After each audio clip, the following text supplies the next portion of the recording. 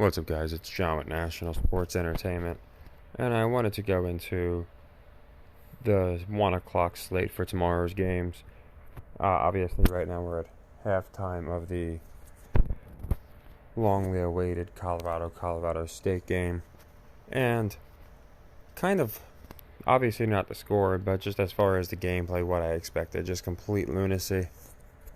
All over Twitter, there's a lot of people questioning what's going on because just how these two teams have played. So I still think there's a good chance Colorado covers because they kind of pulled the script against Nebraska, ran away with it, accredited it to Deion's halftime speech. They're definitely going to win. I think everybody knows that. It's going to be a matter of if they just left it open so the cover wouldn't come through, but I have a feeling they will. But that one's still outstanding, obviously. Still a lot of, I think they have the current over-under at like 80, so a lot of game there still. And we had a decent day. We basically split, but we did get the Florida win, which was about 1.5 to 1. And we got the Missouri win, which was a pretty crazy ending. 61-yard kick, which also paid 1.5 to 1. So Colorado is the last one we have outstanding. Hopefully they come through. Like I said, a lot of game left there. But I wanted to go into tomorrow's plays, and I'm basically playing every game except like two, at least for the 1 o'clock slate. And I'll run over why I like the two I'm not playing is Chargers Titans. It's a lean on the Titans because I think the line's weird. I feel like the Chargers should be bigger favorites. The Titans are not the same Titans they were a couple of years ago even. So it makes no sense. But I always pick the wrong pick with the Titans, so I'm staying away from that. And I'm staying away from the Bears Bucks. I feel like anything can happen with that game as well, just because I'm not really sure what they're going to do with Fields. So I'm going to go into the rest of the games and what I like. Bills, Raiders, off the bat, I like the Raiders to cover. I like Jimmy G. I think they are continuing to build him up as a good quarterback, and I think they're also continuing to build Allen as a non-top 5. So I thought about taking the money line, but I do think I stuck with exclusively spreads last year, and it did work, so I play some money lines as you saw today with college, but in this case, I like the cover. There's the Chiefs and Bills both starting 0-2, not too likely, and I still think more people will be on Buffalo, but I like the Raiders, and I'm just going to go ahead and take the points because I think it's safer. I could definitely see it being a close game that the Bills eke out.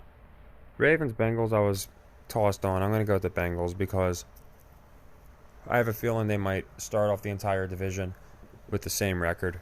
So I was leaning Browns, but if the Steelers win that game and the Bengals win, they're all 1-1. Now I'm not saying that's definitely going to happen, but I also think between the two teams, as bad as Burrow looked, Lamar wasn't great himself, and I think they're going to show some more growing pains with Baltimore than Cincinnati. So I like Cincinnati here. I like them for the cover.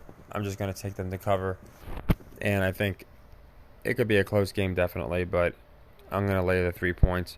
I think at home they're going to have Burrow come out and look a lot different.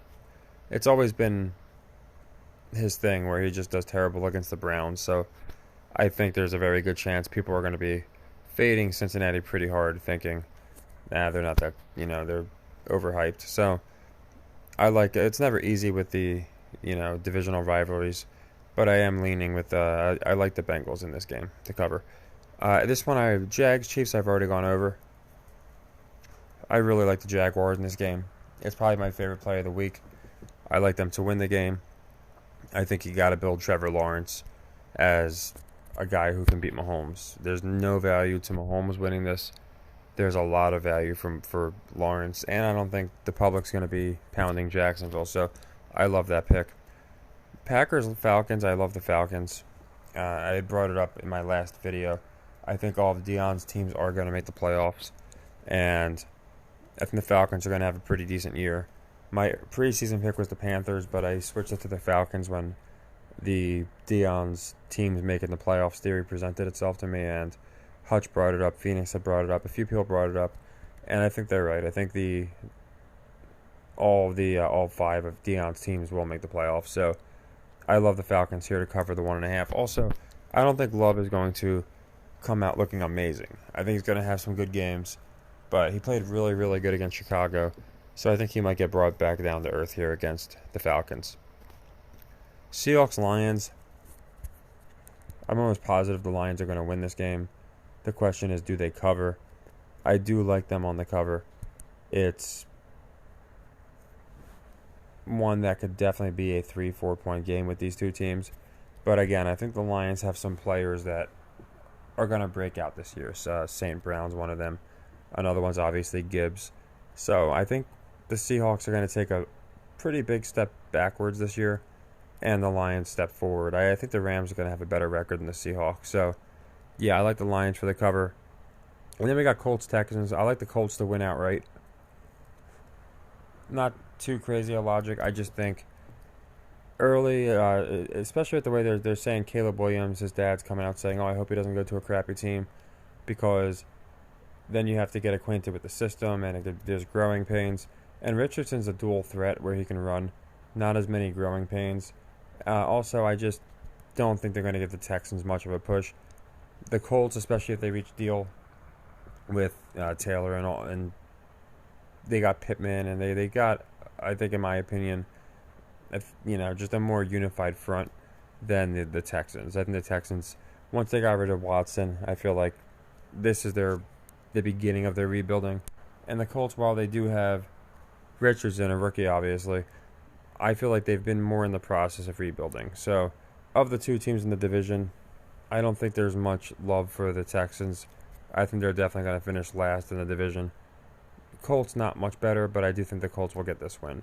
Also, with two crappy teams like this, I feel like the public's more likely just to take the home team. So those are the 1 o'clock games. I'm going to go into the 4s, obviously, and the nights, but I don't like just condensing them too much. And to be honest, I don't even know who I like with Dallas yet. I'm thinking it's going to be a very low-scoring defensive game, which sounds obvious, but really low-scoring, like 13-7. I could see something like that. So I'm leaning with the Jets cover, but then I can also see the Jets just not even putting up a point. So it just happened to the Giants. I don't know if they would do it again. So I'm not positive. I'm going to look at the talking heads. Niners-Rams is another one I'm really 50-50 on. I could actually see them renewing the rivalry and having the Rams, cover this game, maybe even win. So I'll be going into them in another video.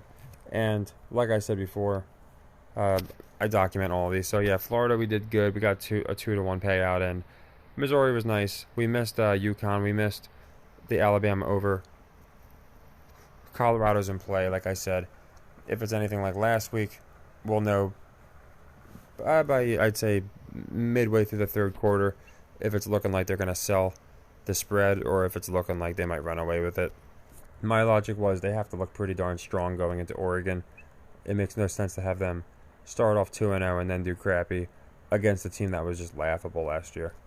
But we'll see what happens. So as you can see, of all my plays, my only leg 2 here is, I do have the Jags as a leg 2, but like I said, I already went into that in another video. I really like the Falcons play. So for this one, as you can see, it's a leg 2. So we're just going to play this for a loss. So Alabama did not go over, actually.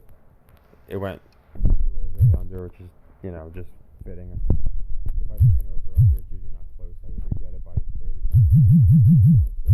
So we missed that one, so leg 2 is going to be the Falcons. And like I said, I like the rest of these as just leg 1s. We don't have a ton of outstanding sequences. So I like the Lions. It's one of my... I think they're definitely going to win. So if you want to parlay something like the Lions and another matchup you feel comfortable with, that might be the way to go. I'm personally doing just it as them to cover because I want to keep it simple. And I do think that there's a better chance they cover than they don't. So we have a good bit of sequences going into tomorrow. Obviously, we're going to have a good bit of leg 1s. Falcons are obviously a leg 2. And the Jags. We got the Jags as a leg 2 right now. For the Alabama covers, they didn't cover last week, so I went with the Jags to win as a leg 2. And like I said, I'll be going into all of our 4 o'clock games as well. I just wanted to hit these games, do a quick recap. Nothing crazy today. Like I said, about a break-even day. Colorado covers, and it'll be a pretty big green day because it's a good sequence. So, like I said, anything can happen with that game. I think the over-under was like 80 live, so I just expect a lot more nonsense. I'm sure you've seen The Rock, Pat McAfee there. They were just on SmackDown. And like I said, I was on Twitter. There's a lot of people that are just not buying this game. And it's probably because of the way Colorado State played last year. When you consider there are 2 Heisman candidates on Colorado, obviously if they wanted to, they'd be up like 35-0 right now. So it's just going to be a matter of how they pitch the win. Again, I can't imagine they would lose this game. Of course, it could happen, but it would be pretty interesting. And if they do lose, I would be curious how the announcers treat it, if The Rock says anything, all these different things. But I really can't imagine that happening. I feel like that would be the stupidest booking decision ever with how they're booking Dion to have him lose to such a terrible team. So I think it's going to be more of the second half props and how they go. But yeah, I wanted to get these out so everyone could play them, what if you want to tail and all that, for the 1 o'clock games. And then probably by noon I'll have out the 4 o'clocks, just in case I woke up late or something. I figured this way all the 1 o'clocks are out for tomorrow. So take care, everybody, and happy earnings.